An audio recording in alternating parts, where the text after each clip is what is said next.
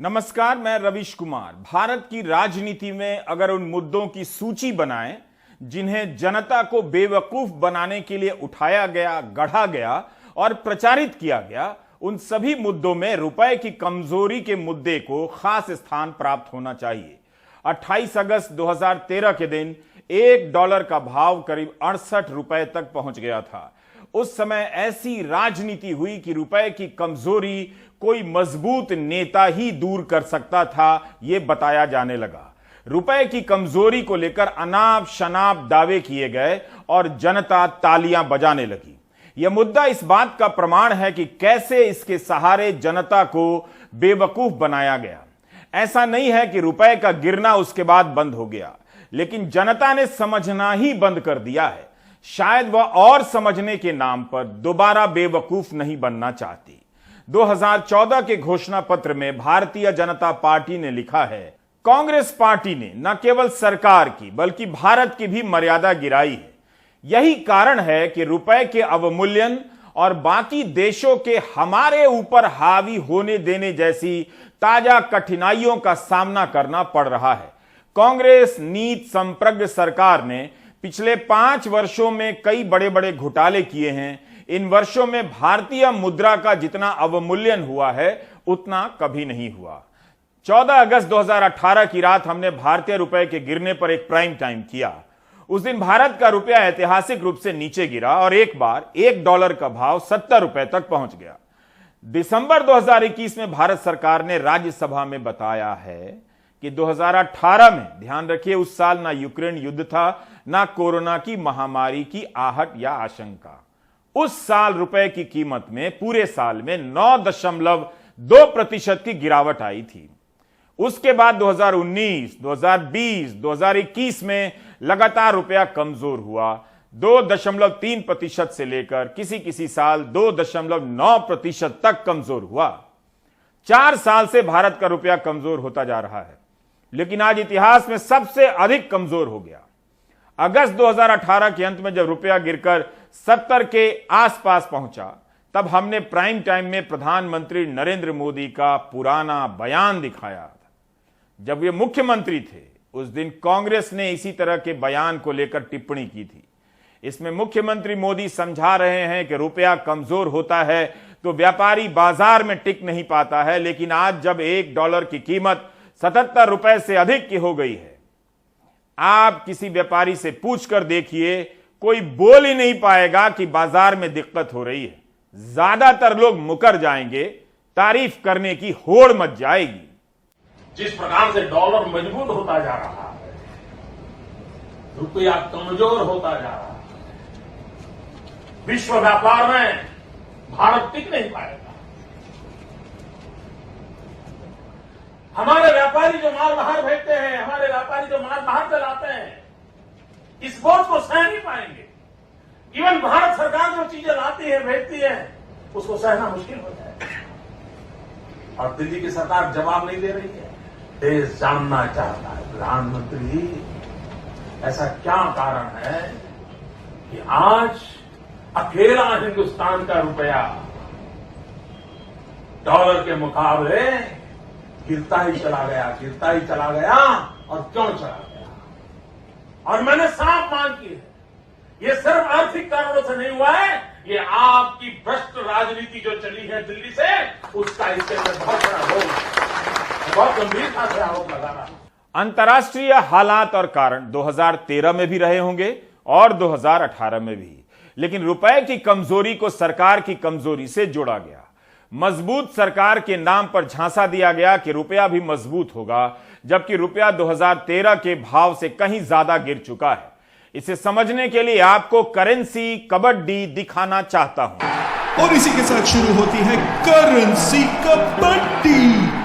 $1 का मुकाबला करने रुपए ने 68 भाइयों को मैदान में बुला लिया है। कबड्डी कबड्डी कबड्डी कबड्डी। डॉलर मजबूत बना रहा, 68 रुपया कमजोर साबित हुए। 9 साल बाद एक बार फिर से करेंसी कबड्डी हो रही है। इस बार भी डॉलर अकेला आया है। रुपए ने 77 से अधिक बंदे बुला लिए हैं। कबड्डी कबड्डी कबड्डी कबड्डी कबड्डी।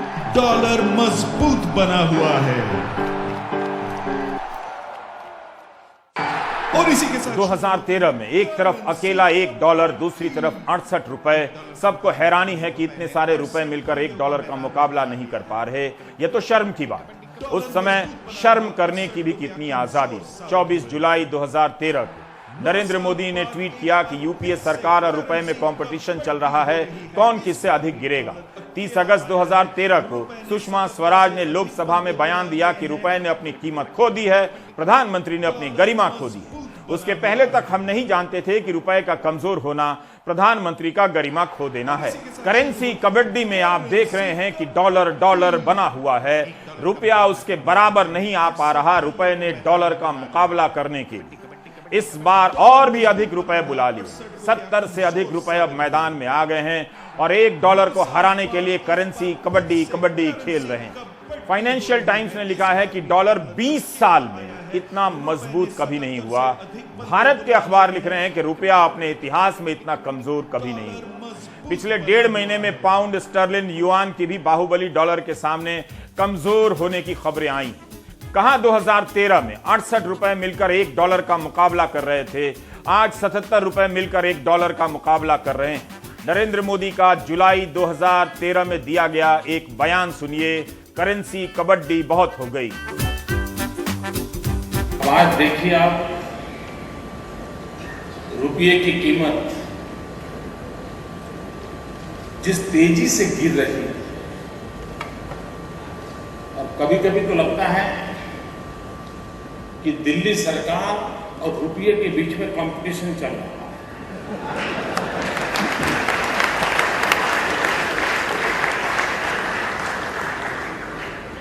किसकी आबरू तेजी से गिरती चली जा रही है, कौन आगे जाएगा, इसकी कंपटीशन चल रही है। देश जब आजाद हुआ तब $1 ₹1 के बराबर था। ₹1 में $1 बिकता था। उस समय लोगों ने इस बयान पर सवाल उठाए थे और कहा था कि 1947 में ₹1 $1 के बराबर हुआ करता था। इसका कोई आधार नहीं, डेटा नहीं। ऐसी बातें कही जा रही थीं जिनका कोई तुक नहीं था। इसलिए रुपए का गिरना केवल आज के हालात के असर का विषय नहीं है, बल्कि इसके नाम पर इतनी बड़ी आबादी को किस तरह से बेवकूफ बनाया गया, उसका विषय कहीं ज्यादा बड़ा है। अगस्त 2017 में moneycontrol.com पर एक रिपोर्ट छपी जिसमें इस बात को गलत बताया गया कि 15 अगस्त 1947 के दिन $1 ₹1 के बराबर था। मनी कंट्रोल ने लिखा है कि एक तो भारतीय मुद्रा की कीमत ब्रिटिश पाउंड के आधार पर आंकी जाती थी उस समय। यह सिलसिला 1966 तक चला है। उसके बाद जब डॉलर स्टैंडर्ड बना, मानक बना, तब उसके मुकाबले भारतीय रुपए का अवमूल्यन किया गया। 1966 में $1 का भाव ₹4.76 था। अवमूल्यन के बाद $1 ₹7.50 का हो गया। इसलिए 1947 में $1 ₹1 के बराबर हो ही नहीं सकता था। लेकिन तब नरेंद्र मोदी ने कह दिया कि देश आजाद हुआ तब $1 ₹1 के बराबर था। आपसे अनुरोध है कि आप आज के डेट में फिर से ताली बजाएं।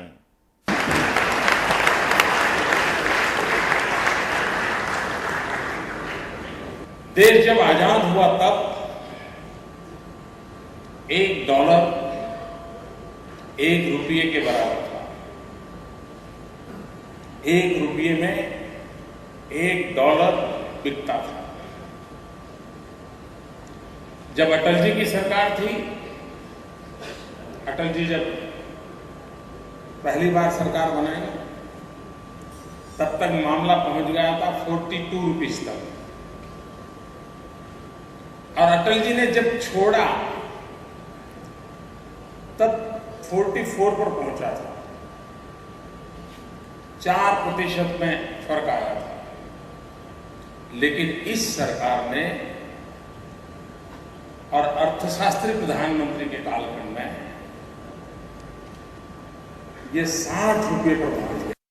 जब भी कोई कहे कि जनता को बेवकूफ बनाना संभव नहीं है, तब आप उदाहरण के तौर पर रुपए की कमजोरी का मुद्दा उसके सामने रख सकते हैं। उस समय लोगों को बेवकूफ बनाने के लिए ऐसे धर्मशास्त्री, अर्थशास्त्री बनकर घूमने लगे जो लोगों से पेट फुलाने के लिए कहते थे और लोग दिमाग में हवा भर लेते थे। कथित रूप से एक संत ने ज्ञान दिया कि यह सोचकर ही प्रफुल्लित हो जाता है मन कि जब मोदी प्रधानमंत्री बनेंगे तो $1 40 रुपए के बराबर हो जाएगा। जौन बतिया कहता नहीं रहुआ लोग इनू बुझाता कि ना, मेरी बात समझ तो आ रही होगी। अगर आप उन साधु संतों को खोज रहे हैं जो कहा करते थे कि $1 40 रुपए के बराबर हो जाएगा, तो अब नहीं मिलेंगे। हालांकि आपके सामने आते रहेंगे, क्योंकि उन्हें पता है कि जिस जनता को उन्होंने बेवकूफ बनाया उसे अब समझदार बनाना असंभव हो चुका है। इसलिए वे मौज में बयान दे रहे हैं कि हां उस वक्त कहा था तो क्या कर लोगे। दिसंबर 2021 में राज्यसभा में जब कांग्रेस के सांसद आनंद शर्मा ने सरकार से पूछा कि रुपए को मजबूत बनाने के लिए सरकार क्या कर रही है, तब सरकार ने रिजर्व बैंक की तरफ इशारा कर दिया और कहा भारतीय रुपए की विनिमय दर व्यापक रूप से मांग और आपूर्ति के बाजार बल द्वारा निर्धारित की जाती है। भारतीय रिजर्व बैंक केवल विदेशी मुद्रा बाजार में अत्यधिक अस्थिरता को नियंत्रित करने तथा विनिमय दर के किसी भी विनिर्दिष्ट स्तर को लक्षित किए बिना व्यवस्थित स्थिति को बनाए रखने में हस्तक्षेप करती है। यह राज्यसभा के जवाब से हूबहू हमने लिया है। फिर 2013 में कैसे कहा गया कि सरकार की वजह से रुपया कमजोर है, तो अब रुपया सरकार की वजह से क्यों नहीं कमजोर है। तब तो यह भी कहा गया कि भ्रष्टाचार के कारण भी रुपया कमजोर हो रहा है। अब तो फर्जी दावे किए जाते हैं कि भ्रष्टाचार बंद हो चुका है, जबकि उसका कवरेज बंद है। फिर भी इसे सही मान लीजिए, तब क्यों रुपया इतना कमजोर हो रहा है। भारतीय रिजर्व बैंक की स्वायत्तता कितनी है, इसे लेकर आर्टिकल 14 नाम की न्यूज वेबसाइट पर सोमेश झा ने विस्तार से रिपोर्टिंग की है, आप उसे पढ़िए। बहरहाल विदेशी निवेशक भारतीय शेयर बाजार से पैसा निकालने में लगे हैं। भारत का विदेशी मुद्रा का रिजर्व फिलहाल काफी है, चिंता की बात नहीं, लेकिन $600 बिलियन से नीचे सरका है। विदेशी मुद्रा के भंडार में लगातार 2 महीनों से 8 हफ्तों से गिरावट देखी जा रही है। अमेरिका सहित कई देशों के केंद्रीय बैंक ब्याज दर बढ़ा रहे हैं, इसका भी असर बताया जा रहा है। रिजर्व बैंक ने ब्याज दर में वृद्धि की, भारतीय रिजर्व बैंक ने, तो विश्लेषणों में यह बताया गया कि इससे रुपए का गिरना रुकेगा, लेकिन यह भी होता नहीं दिख रहा।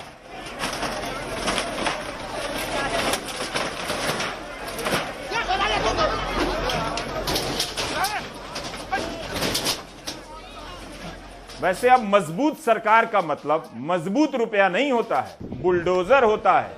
गरीब लोगों के घरों पर बुलडोजर चलाकर सरकारें अब मजबूत कहाने लगी हैं। अतिक्रमण के नियमित अभियानों का कवरेज करने कथित रूप से बड़े बड़े एंकर मैदान में उतर रहे हैं। यह उनका चुनाव हो सकता है, लेकिन यह बदलाव साफ है कि मजबूत सरकार की सूची के आइटम बदल चुके हैं।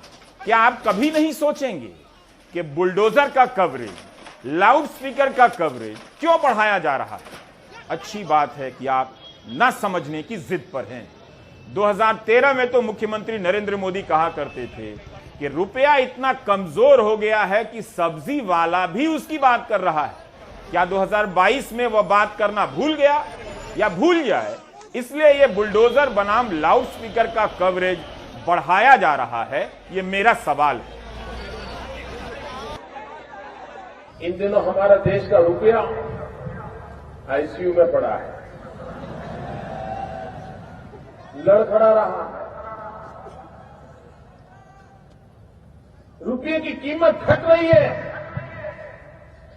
पहले रुपये की कीमत की चर्चा सिर्फ इकोनॉमिस्ट लोग करते थे, बिजनेस मैगजीन में करते थे। आजकल सब्जी वाला भी दाम की चर्चा थी। अरे भाई रुपये की कीमत कहां रही है, ऐसा बोलता है। सब्जी वाला बोलता है रुपये की कीमत क्या है। आज रुपये की कीमत इतनी गिर गई है, भाइयों बहनों, देश पर स्पर्धा चल रही है। रुपये की कीमत जल्दी गिरेगी कि दिल्ली सरकार की आबरू जल्दी गिरेगी? अगर प्रधानमंत्री रुपए को लेकर अपनी कही गई बातों पर प्रेस कॉन्फ्रेंस करते तो शायद सफाई आ जाती और बार बार ऐसे मौकों पर उनके पुराने बयान दिखाने की जरूरत नहीं पड़ती। आज लोग भले बात नहीं कर रहे हैं, महंगाई के सपोर्टर हो गए हैं, लेकिन यह भी सच्चाई है कि लू बनकर चल रही महंगाई से उनकी कमाई जलकर सूख गई है। कमजोर रुपए का मतलब है कि तेल आयात महंगा होगा और पेट्रोल डीजल के दाम फिर से बढ़ सकते हैं। 6 अप्रैल से पेट्रोल और डीजल के दाम नहीं बढ़े, लेकिन किसी भी पार्टी की सरकार हो, कहीं भी पेट्रोल 100 रुपया लीटर से महंगा ही बिक रहा है। इसे लेकर विपक्षी दलों की राज्य सरकारों के टैक्स का मुद्दा बनाया गया। हमने तब भी कहा था और अब भी पूछ रहा हूं कि उससे केवल डिबेट ही हुआ, बहसोत्पादन हुआ, पेट्रोल का दाम कम नहीं हुआ। अंतर्राष्ट्रीय बाजार में कच्चे तेल की कीमत $112.94 प्रति बैरल है। क्या कच्चे तेल के आयात के कारण रुपया कमजोर हो रहा है? सभी को पता था कि कच्चे तेल का भाव किस रेंज की तरफ जाएगा, फिर यह ऐतिहासिक गिरावट क्यों है? राज्यों से कहा जा रहा है कि वे कोयले का आयात करें। क्या राज्यों के पास इतना स्कोप है? कमजोर होते रुपए के साथ कोई राज्य सरकार कोयले का आयात कब तक और कैसे करेगी? कहीं इसकी हालत भी वैक्सीन के आयात जैसी ना हो जाए। बड़ी बड़ी बातों से अलग हटकर आम आदमी को इस बात पर ध्यान देना चाहिए कि बहुत सारी जरूरी चीजों का आयात होता है, दवा से लेकर खाने के तेल तक। इनकी कीमत बढ़ेगी तो उससे उसके जीवन पर क्या असर पड़ेगा, इसकी चिंता करनी चाहिए। बढ़ती महंगाई का एक और मतलब है ज्यादा दाम में कम सामान। साबुन से लेकर बिस्कुट तक का वजन घटाया जा रहा है ताकि उसी दाम में कम सामान देने का जुगाड़ निकले। ज्यादा पैसा देने के बजाय अगर सामान ही कम दिया जाए तो शायद आपको पता नहीं चलेगा। ऐसा है क्या? सुशील महापात्रा ने परचून के एक दुकानदार साहब से बात की। उन्होंने बताया कि पार्ले जी का 100 ग्राम का बिस्कुट 5 रुपए में मिलता था, आज भी 5 रुपए में ही मिलता है, लेकिन पैकेट में 100 ग्राम बिस्कुट की जगह 58 ग्राम ही होता है। 42 ग्राम बिस्किट कम हो गया है। 5 किलो आटे के पैकेट का दाम 160 रुपए से बढ़कर 180 रुपए तक पहुंच गया है। खुला चावल भी 10 रुपए से लेकर 20 रुपए महंगा हो गया है। पार्ले बिस्कुट पहले जो इतना बड़ा 100 ग्राम का आता था, आज उसका वेट उठा के देखो आप कितना है। मैं दिखाता हूँ। हाँ दिखाइए। हाँ ये क्या कह रहे हैं आप? पार्ले सर ये पहले 100 ग्राम आता था वेट में। हाँ, और आज देखोगे इसका वेट तो मेरे ख्याल 50 ग्राम भी नहीं रहेगा। 58 ग्राम सर। 58 ग्राम। 58 ग्राम। 100 ग्राम था ये। 100 ग्राम का 100 ग्राम में 5 रुपया। हाँ जी। और 58 ग्राम हो गया। वो भी सेम, तब भी 5 ही है। जब ये पार्ले का बिस्किट जब 100 ग्राम का था तब 5 रुपया था, अब 58 ग्राम हो गया। 42 ग्राम कम कर दिया। क्रैकजैक बिस्किट का दाम क्वांटिटी जो है, जो इसका ग्राम है वो कम कर दिया है। दाम सेम है। पहले मैगी आती थी, आपकी मैगी 100 ग्राम आती थी, आज देखोगे 70 ग्राम हो गई है। और दाम वही है। दाम भी बढ़ गया है। अभी 12 था, 12 का 14 हो गया है। 12 का 14 हो गया और 100 ग्राम से 70 ग्राम हो गया। हाँ जी हाँ जी। हाँ जी, रेड लेवल चाय भी देख लो, पहले 250 ग्राम आती थी, आज 240 ग्राम ऐसे, मतलब उसका भी वेट घटा दिया है। साबुन भी आप देखोगे, साबुन पहले लक्स साबुन में आपको दिखाता हूँ। हाँ दिखाइए।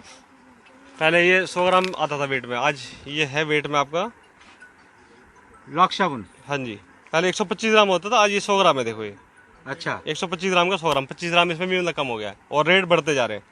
तो अब तो सरकार को कोई दवाई निकाल लेना चाहिए जिसमें लोग खाने के बाद जो 100 ग्राम का चावल खाता है तो 50 ग्राम खा ले। सर दवाई कैसा, जहर ही दे देना जी पब्लिक को, जहर खा के मर जाओ। सुनो में डेली मरने से बढ़िया एक बार खा के मर जाओ सीधी, इसका इलाज यही है। लेकिन लोग खुश है? कोई खुश नहीं है सर। आप बताऊँ मैं, आप किसी का भी इंटरव्यू ले लो, कोई भी बंदा जो खुश हो बताऊँ मैं, हर कोई परेशान है महंगाई से। इवन पानी की बोतल भी मेरे ख्याल उसका भी सुन रहा है रेट बढ़ने वाला है। पानी की बोतल जो 10 की बिक रही थी, अब मेरे ख्याल उसका भी रेट बढ़ा रहे हैं। फ्रूटी नहीं आ रही है, फ्रूटी के भी रेट बढ़ाने के चक्कर में हो रहे हैं। फ्रूटी नहीं आ रही है? फ्रूटी नहीं आ रही, मार्केट में आउट ऑफ स्टॉक है। तो रेट बढ़ के आएगा क्या? है ये सर इनका, तो बताऊँ मैं। ये कितना नमकीन बढ़ा है आप कह रहे हैं? सर 10 रुपये भी बढ़ाया, फिर बोल रहा 10 रुपये और पैकेट को फिर बढ़ाऊंगा दोबारा। तो 20 रुपया 20 रुपये एक पैकेट में। तो फिर क्या मतलब और क्या दाम सब बढ़े, थोड़ा बता सकते हैं आप? सर दुकानदार के लिए बड़ा मतलब टफ काम हो रहा है इस टाइम, कस्टमर को समझाना बताऊँ मैं। अच्छा, क्या कस्टमर पीछे से महंगाई बढ़ जाती है, फिर दुकानदार मतलब ग्राहक दुकानदार पे ब्लेम करता है। हाँ, कि भी आप बढ़ा रहे अपनी तरफ से। बताऊँ मैं, पिछले महीने सर ये 40 रुपए थी। हाँ, अब इस महीने लगा लो 50 रुपए। 50 रुपये। 50 रुपए, अभी 10-15 दिन बाद पता नहीं क्या हो जाए, भगवान जाने। फिर 5 रुपए बढ़ा, फिर 5 रुपए बढ़ा, अब 45 का हो गया है। ठीक है जी, अब 50 का होने वाला है मेरे ख्याल लगता है। मतलब ये मतलब 2-3 महीने में 15 रुपया बढ़ गया। 15 रुपए बढ़ गया। हाँ? तो 15 रुपए बढ़ गया। हाँ जी सर। और अभी भी कोई कंफर्म नहीं कि अभी रुक गया, अभी हो सकता है 15 रुपया मतलब इस तो 50% ही करीब बढ़ गया, 35 से 50। हाँ जी सर, 40-45%। 50 रुपये ब्रेड खाएगा बंदा तो पूरा दिन बचा, पूरा दिन क्या खाएगा बताओ। उद्योगपति से लेकर छोटे व्यापारी अब कोई नहीं बोल पाते हैं, लेकिन दुकानदार ने जिस अंदाज में सुशील से बात कही उससे अंदाजा मिलता है कि लोग चुप रहने की कितनी बड़ी कीमत चुका रहे हैं।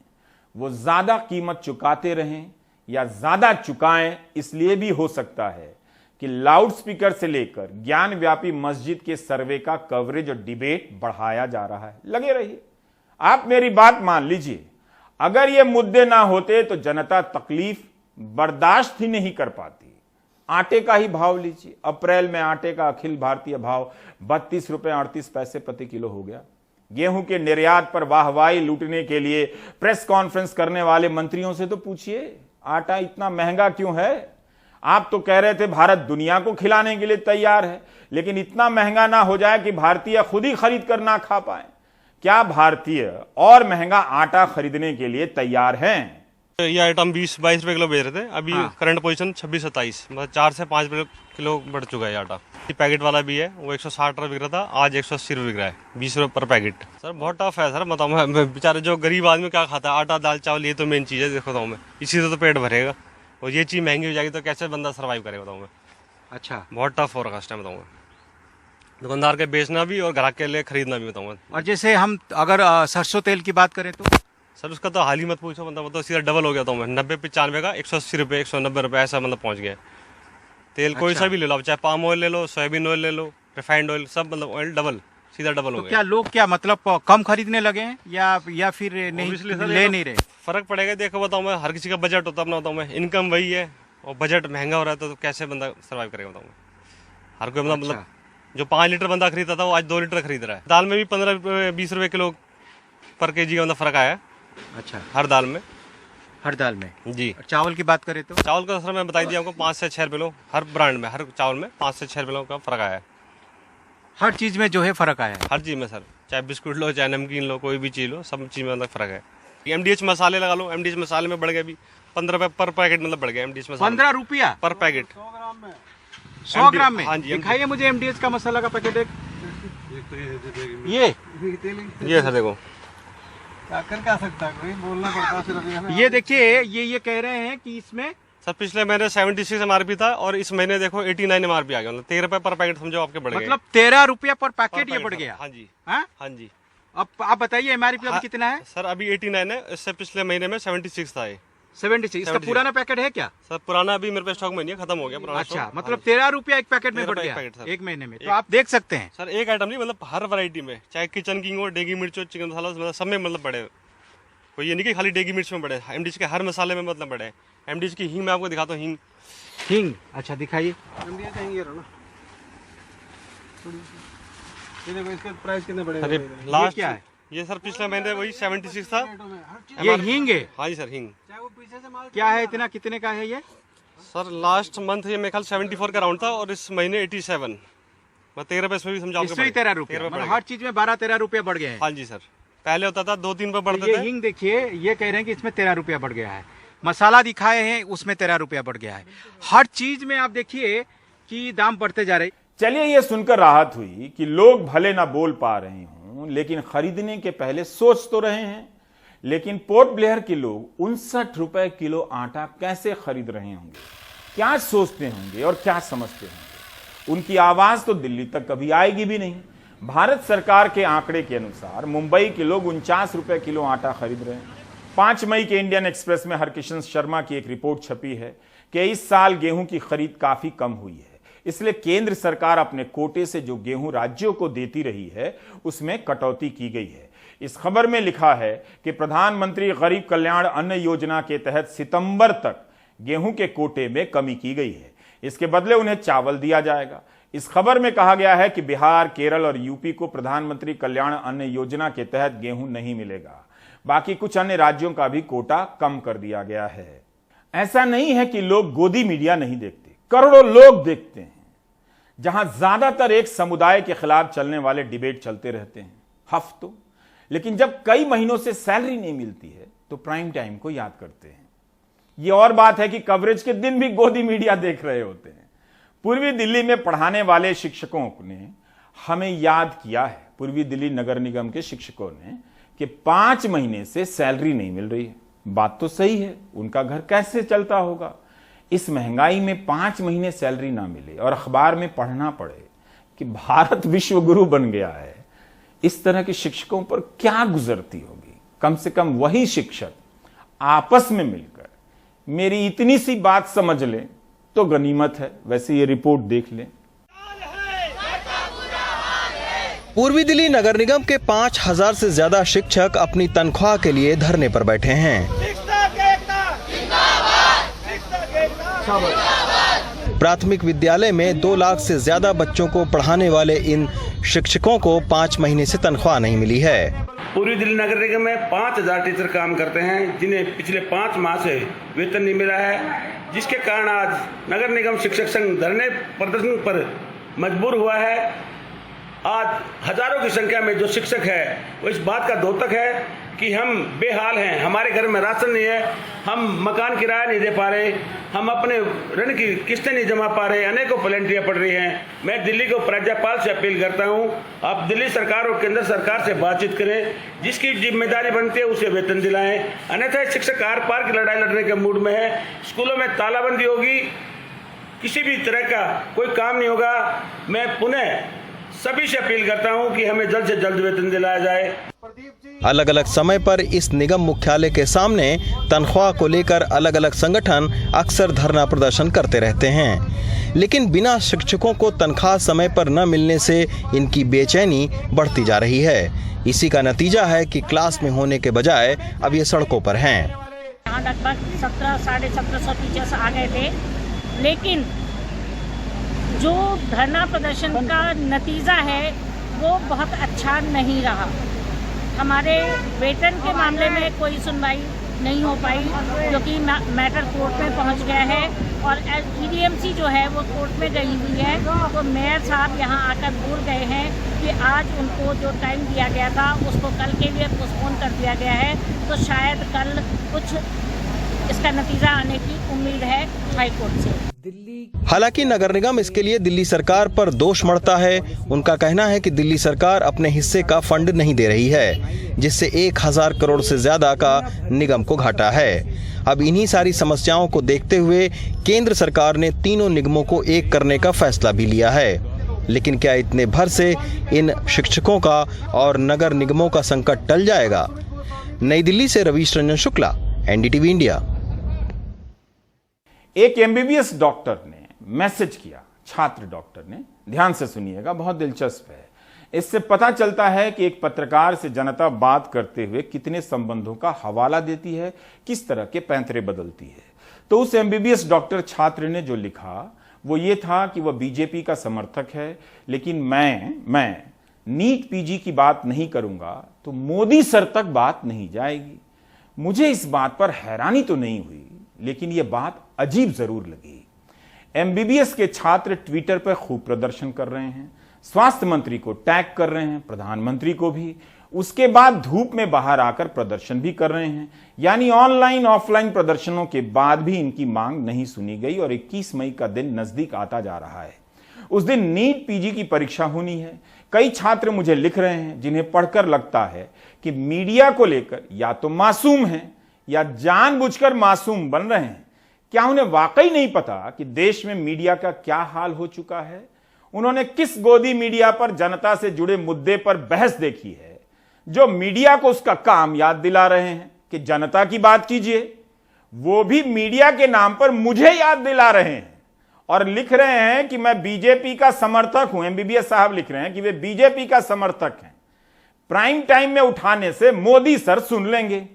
कई डॉक्टर छात्रों ने अपने मैसेज में यह भी लिखा है कि कोविड के समय डॉक्टरों ने जान लगाकर काम किया, लेकिन क्या उन्हें यह पता नहीं कि कोविड के बाद कई राज्यों में डॉक्टरों को उस काम से हटा भी दिया गया। छात्रों के इस मांग में दम तो है कि जब पिछली नीट PG की परीक्षा की प्रक्रिया पूरी नहीं हुई या देर हुई तो नई परीक्षा कैसे हो सकती है? दोनों परीक्षा में अंतराल तो होना चाहिए। उनका कहना है कि ऐसा कुछ नियम भी है। इसी मांग को लेकर MBBS के छात्र तरह तरह से प्रदर्शन कर रहे हैं उन्होंने ही बताया कि कई सांसदों ने सरकार को भी पत्र लिखे हैं। सरकार को भी इन छात्रों की बात सुनकर अंतिम जवाब देना चाहिए। अगर डॉक्टरों को लगता है कि प्राइम टाइम में उठाने से सरकार सुन लेगी, मोदी सर सुन लेंगे, तो सरकार को सुन लेना चाहिए। मैं वैसे भी अपने काम का क्रेडिट नहीं लेता और ना मीम बनाकर वायरल कराता हूं। अफसोस है कि उस छात्र को कहना पड़ा कि वह बीजेपी का सपोर्टर है। प्राइम टाइम में उठाने से मोदी सर सुन लेंगे। तो उनकी और उन जैसे छात्रों की राजनीतिक समझ पर कुछ कहने का मेरा थोड़ा तो हक बनता है। या मैं केवल उसी एक छात्र से कह रहा हूं और उसके जैसे छात्रों से कि never play smart with me. Do you get my point? Good luck and good night.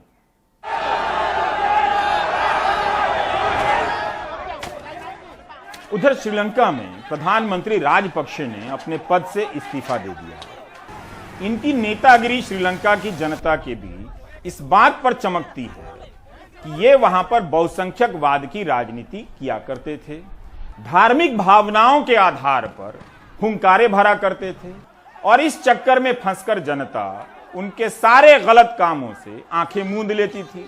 जब बर्बादी आई, रुपए का भाव हवा हो गया, दूध पानी मिलना बंद हो गया, तो जनता नींद से जागी और दूसरे धर्म के प्रति नफरत में डूबे हुए वहां के युवा जाग गए, बदलाव की बात करने लगे। उसका दबाव इतना बढ़ा है कि विपक्षी पार्टियों को भी सरकार में बुलाया गया कि हमने जो ये बर्बादी की है, आप भी आकर इसमें मदद करें। अंतरिम सरकार में विपक्ष ने हिस्सा लेने से मना कर दिया और अब प्रधानमंत्री राजपक्षे ने इस्तीफा दे दिया है। तो ये श्रीलंका की खबर। भारत की खबर यह है कि यहां पर प्लेटफॉर्म के टिकट महंगे होने की खबरें छप रही हैं, ट्रेन की यात्राएं महंगी हो रही है और जनता चुप है। महंगाई ऐसे महंगाई होती जा रही है जैसे उसके साथ साथ कमाई भी बढ़ती जा रही है। कहीं आप यह तो नहीं सोच रहे कि अगर हर चीज महंगी हो जाएगी तब फिर सबके लिए सस्ती मानी जाएगी, जैसे 1947 की तरह $1 बराबर ₹1 हो जाएगा, जो कभी था ना होगा। आप जो भी सोच रहे हैं ठीक ही सोच रहे होंगे। हम ब्रेक ले रहे हैं।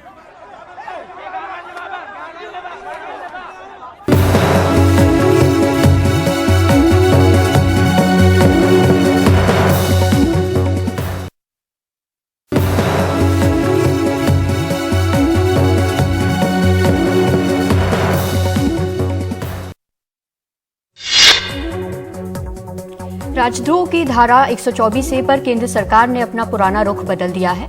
केंद्र सरकार अब धारा 124A पर विचार को तैयार है। सरकार की ओर से ये भी कहा गया है कि हम औपनिवेशिक कानूनों को हटाने पर काम कर रहे हैं। केंद्र सरकार ने सुप्रीम कोर्ट में हलफनामा देकर अपना रुख बदला है। इससे पहले सरकार ने कहा था कि पुनर्विचार की जरूरत नहीं है। उस वक्त सरकार ने 1962 के सुप्रीम कोर्ट के फैसले का हवाला दिया था। अभी सुप्रीम कोर्ट में धारा 124A पर विचार हो रहा है। 5 याचिकाएं कोर्ट के पास हैं जिस पर सुनवाई जारी है। ये सुनवाई 3 जजों की बेंच कर रही है।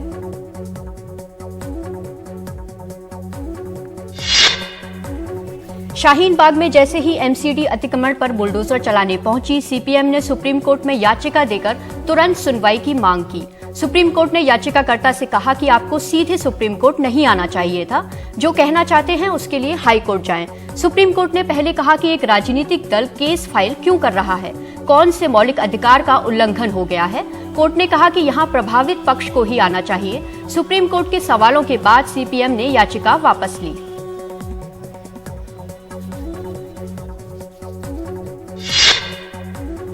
अस्पताल से छुट्टी के बाद बयान को लेकर सांसद नवनीत राणा की मुश्किलें बढ़ गई हैं। सांसद नवनीत राणा पर जमानत की शर्तों को तोड़ने का आरोप है। इस मामले में मुंबई पुलिस ने कोर्ट में अर्जी दी है, जिसके बाद कोर्ट ने कारण बताओ नोटिस जारी किया।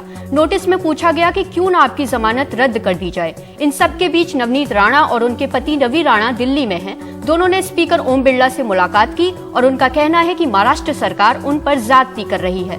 नवनीत राणा ने एनडीटीवी से बात की और कहा कि क्या हनुमान चालीसा पढ़ना देशद्रोह है। उन्होंने कहा कि अगर ये देशद्रोह है फिर तो बेल मिलनी ही नहीं चाहिए थी। नवनीत राणा ने कहा कि मैं भारत की नागरिक हूं और महिला हूं और झुकने वालों में से बिल्कुल नहीं हूं।